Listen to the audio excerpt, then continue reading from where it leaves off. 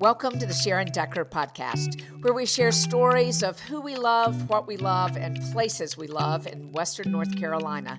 So settle in, listen up, and enjoy the show.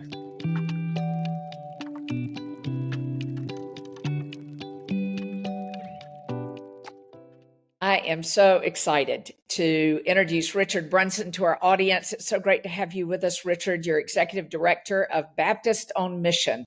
And goodness gracious, y'all are doing amazing work in Western North Carolina. Thank you for that. Well, thank you, Sharon. Yeah, it's great to be with you.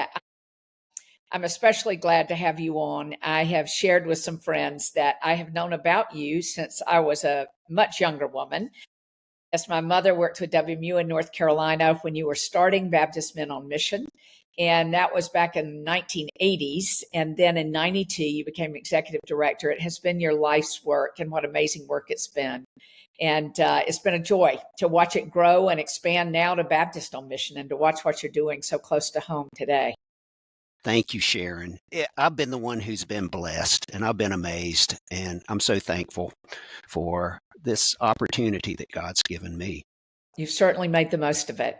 So you've been in Western North Carolina since Helene hit last fall, but I know it's not the only thing you do. Before we talk about that specifically, give us a broader understanding of Baptist on Mission and the work you do across North Carolina and actually all across the world. Our mission statement is to glorify God by involving churches and Christians in meeting human needs in Jesus' name. So there are 17 different ministries. Disaster relief is the best known of those. We also do rebuild. We have mission camps. We have state, national, and international partnerships. We have other ministries like medical dental. We have two mobile dental buses, 2 mobile health screening buses, and they're used all across the state. Right now, one of the dental buses and one of the health screening buses is at Avon near Cape Hatteras. Out on the Outer Banks, yeah. Way out there. Yeah. And we also go to Ocracoke 2 or 3 times a year, and there's no doctor, there's no dentist on Ocracoke. There's not one at Hatteras. The people from way out there on the Outer Banks, when they need dental care or health care, it's really a full day's effort for them. Yeah. It takes 4 or 5 hours if you're at Ocracoke to get all the way up to Manio to get dental care or to see our health screening. There are also a number of service workers who don't have dental insurance, can't afford to see a dentist. And so, again, that's kind of an example of a way that we can help churches and Christians use the gifts God's given them to meet human needs in Jesus' name. Wonderful. But you've been on the ground out west for a very long time. So tell me about what happened the day that Helene hit and how you guys activated to support our recovery. We work very closely with North Carolina Emergency Management, and we're part of the Mass Feeding Task Force. And so we have large mobile feeding units. We have our 3 largest feeding units can do 30,000, and 20,000 meals a day each. And so we were set up as soon as Helene hit, and nobody expected Helene to be as devastating as it was. We set up in Arden, just outside of Asheville. We set up at a location in Marion and in Boone. Mm-hmm. And so we started feeding, and we also have shower and laundry units. And so there's really, for us, we think of disaster relief as 3 phases. The relief, those immediate needs, especially hot meals, food, providing showers, laundry units. And then the recovery stage starts just within a few days, which is the chainsaw teams, the mud outs, the tear outs, tarps on roofs. And then the 3rd phase stage is the rebuild stage.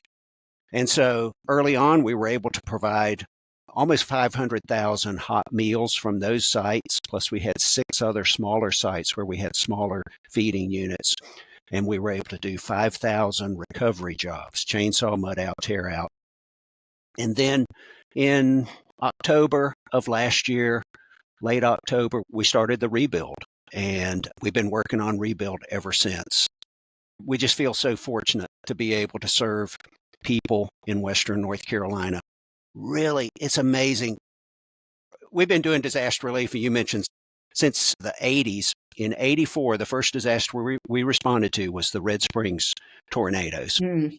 And it turns out all these disasters, and we've been involved pretty much in every one that's affected North Carolina and many outside of North Carolina ever since then. And some of our very best volunteers are from Western North Carolina. Yeah. And they will come make multiple trips down east after Matthew and Florence and Floyd and all these disasters to help other people. We never thought that there would be this kind of devastation in Western North Carolina from a hurricane. And some of our very best volunteers lost their homes. Yeah, I was able to meet some of those folks and their gratitude that now the love and the gift of volunteerism and support has come their way. They certainly didn't do it anticipating that, did they? No, they didn't. And a lot of them, even though their home was flooded, were still helping other people because that's the kind of people they are. And so we're so blessed to be a small part of helping rebuild in Western North Carolina. I had the chance, Richard, to be with you in Spruce Pine, where you have converted an old school into I would call it a base camp, because your intention is to stay in Western North Carolina until folks can really get back on their feet and folks get back in their homes and the resources are in place that they need. Talk to me about those. You have a name for it, but about those base camps where you really just kind of set up in the community to help longer term. We call them rebuild centers. Okay. Base camp's a good name too. So in Boone, we have one. We're using a church in Boone. Then we also we were able to it had been an assisted living center in Burnsville, and we can house 100 volunteers there. Wow. And then the one where you were in Spruce Pine, which was an elementary school that was not being used anymore. The Mitchell County Schools had built a new school, and we were able to purchase that building. And we've got it set up where we can house up to 200 volunteers there in Spruce Pine. And then we also have a facility in Black Mountain that's not ready yet, but it'll be able to house 110 volunteers. Right now we're housing the volunteers for that area from Swannanoa down to Old Fort and Marion, Black Mountain. We're housing them at First Baptist Swannanoa, but we are almost finished with that rebuild center in Black Mountain. And then we have a facility in East Flat Rock. So there are 5 areas. Yeah, that really covers the West for sure. Yeah, those are from each of those. You can, within a 30-minute drive, you can get those are the worst hit areas. We're hoping we can have a place to house people in Haywood County, because that's a little bit too far from those sites, and there'll be a need for new homes in Haywood County.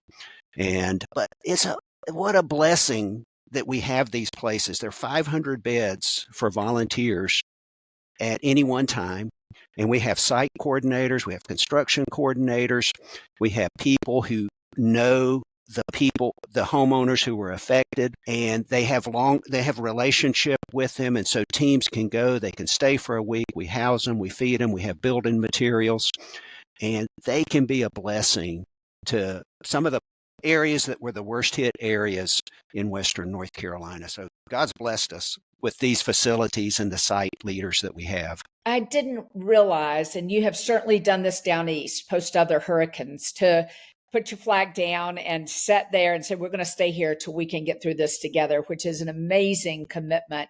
I think about recovery teams going in, being there short term, and then they move to the next, but your long-term commitment is so important to our state. You talked about being able to house volunteers. So maybe we've got some listeners, viewers that would be interested in volunteering with you. How does that happen, and where would they learn more about how to do that? They can go to our website, baptistonmission.org, or we have a shortcut, helenerebuild.org. Okay. It will take you to that page where you can get more information. You can sign up, or if any of your listeners were affected by the storm, there's a place for homeowner assistance where homeowners can apply for assistance on rebuilding their home on that same site. So helenerebuild.org. That's wonderful. And you've got a place where volunteers can stay. So if someone wanted to get 4 or 5 friends to come, and you're looking for cooks, you're looking for folks who can clean, you're looking for carpenters, electricians, plumbers, all kinds of skills, right? We need skilled and unskilled people. We've got everything has to be done by code. So we do need licensed electricians and plumbers and the skilled work.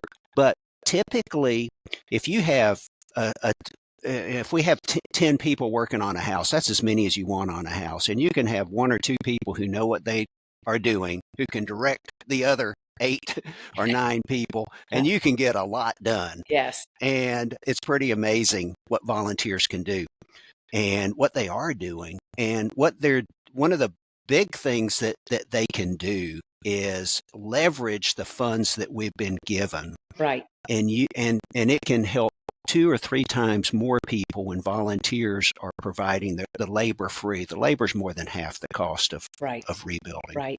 So the state of North Carolina provided some money to your nonprofit, which I know that our governor and our legislature was very happy to do. And there's been such an overwhelming positive response to the work y'all have done and the quality of work that you've done. And we're so grateful. Tell me what you're able to do with those funds from the state and how you've utilized that in the West. We were really blessed, and we really weren't expecting it. We received a $5 million grant from the legislature a year before Helene. And they said, this is for disaster relief. They didn't know Helene was going to be hitting. And we used about $1 million of that in Florence rebuild during that first year. And then Helene hit, and now we're using the rest of it on Helene needs. And then the governor gave us the $3 million grant. And then there's been another grant from the Department of Public Safety from Emergency Management that we've received, also a VOAD type grant. And so what those funds do, because our support, there's an annual offering that North Carolina Baptist churches receive called the North Carolina Missions Offering, and we receive our support, a lot of our ongoing support from that. And then we have direct donations from individuals and churches. And because of that, we can take these funds and use all of it for building materials. And like I was saying, with volunteers doing the labor, that $3 million that the governor gave is going to help 2 or 3 times more families get back in their homes. And by the way, the governor also came up and helped and worked in Spruce Pine. Yeah. He did a great job. He's really good with sheetrock. So we need to get him. We need, but you think about just that opportunity. There's this so volunteers can leverage the funds and help 2 or 3 times more people. But there's another thing that you can't put a price tag on. Volunteers provide hope, which is probably the greatest need. Now, when you were in Spruce Pine, you met Stephanie, one of the homeowners, and there are other homeowners, and the governor met Barbara and worked on Barbara's house. And you think about one of the greatest needs after a disaster is hope. Yeah, it's encouragement. Yeah, it's encouragement, and people feel like they're on their own. They can't do this. They're overwhelmed. And does somebody care? And when volunteers come in, they're listening to the story of the homeowners. They develop a relationship with them. Oftentimes, when they go back home, they'll call them and check on them and see how they're doing. And they pray for them, and they get their church involved. And when they see other needs, they're quick to want to help. And the main thing for us, when we get volunteers, long after this is out of the news, they're not going to forget. The people who worked with Stephanie, who you met, and Barbara are not going to forget them, whether it's in the news or not, and they're going to want to come back. And that's because we have these facilities and we can house and feed and coordinate the work. Volunteers keep coming back and helping more and more people, and they're able to do that, not just the physical help, but a spiritual and emotional help that they need to really get back on their feet. Yeah. And so that's a blessing. There is certainly a lot we've learned in this process, but I'm reminded we were created for community. And one of the things that Helene has done, I think, has brought us back into community in ways that perhaps we'd forgotten about in a lot of our places. And so I'm so grateful for the role you're playing in that. How many homes since Helene have you folks rebuilt so far? How many? We've finished 617 as of last Saturday. I'm sure it's more than that by now. And we have 253 that are in some stage of completion. And we have several hundred more that we haven't started yet, that we will start as soon as we can. And we're just beginning new homes, which is going to be a huge need with Helene. Yes. More than Florence. Think about Hurricane Florence and eastern North Carolina flooding. The water goes up and down. Western North Carolina flooding. It was moving so quickly. Homes were knocked off their foundations. The soil was gone in some cases, and people are going to need new homes. And we won't be able, there'll be a greater need for new construction with Helene. There certainly is. There certainly is. Thanks for your continued work and your continued commitment. You know, it was interesting as I started my work with the governor. I didn't start this until June, and I began to make visits around. Folks would say to me, well, you know, our church was here before anybody, or we saw Baptist on Mission before anyone else showed up. And I was like, thank goodness. Isn't that the work of the church? Yes. You know, I think this is what we're called to do. Those who are followers of Jesus, this is the call to love each other and to provide for each other and to care for each other, particularly those in need. And so I'm glad that the church has been at work and continues to be. Is there a way, Richard, for folks to donate directly to you? Can they do that through the website? They can. Or they can send a check to Baptist on Mission, P.O. Box 1107, Cary, NC, and just put on it Helene, and 100% will go for Helene. You said something just then, Sharon, and I think about this a lot after a disaster, and how we're called to do something about it, and how the church should be. And by the way, when you spoke at the Spruce Pine dedication, you spoke about this, and that was a powerful sermon. Thank you. Thank you. But Romans 8:28 is one of my favorite verses I think about a lot during a disaster. And it says, in all things, God works for good. God's a good God. And we're in a fallen world, and bad things happen. They're natural disasters. They're man-made disasters. But God's always working for good, and God calls us to work for good. And we want to try to make it easy for people to use their lives and work for good in the lives of people who've been affected by Helene. Yeah, so important. Also reminded that recovery takes contributions, not only financial, but human capital from public, private, and nonprofit entities. There's no way any region in the world can recover without a cooperative, collaborative approach. And so I'm so glad this is the way and the approach that you take, and we'll continue to work together to get Western North Carolina back on its feet. No question about it. You're absolutely right. So I want to close with this question, Richard. It's almost Thanksgiving. It's the holiday season. What are you most thankful for this year? I think in terms of work and things we're talking about, well, personally, I have 5 grandchildren now, and I have another one on the way. And I'm so thankful for my family and the people I get to work with in this office and the volunteers. You met some of them, just wonderful people. And I get to work with them, and we get to work with these homeowners to meet Stephanie and the Barbaras and the Stephanies and the people out there. It's just what a blessing. And I'm so thankful. And I'm so thankful to have gotten to know you and meet you, Sharon. Thank you for all you do. It's nice to work together in all of this. We're not stopping. Amen. Thanks for being with us. Thank you.